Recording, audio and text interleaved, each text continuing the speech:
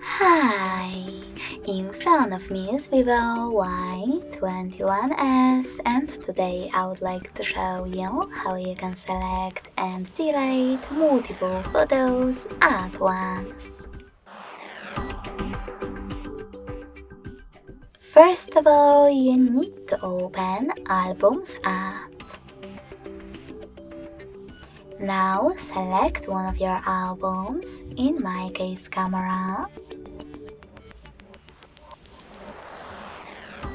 and hold one of your photos that you wish to get rid of, in my case this one.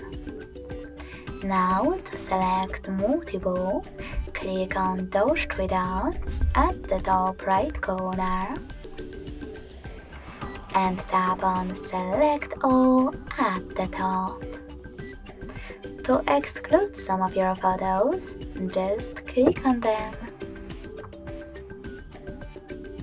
Lastly, to delete all of the selected ones, tap on this bin next to three dots at the top right corner.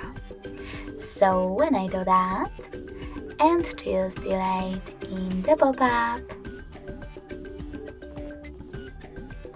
I can see that all of my pictures were successfully deleted.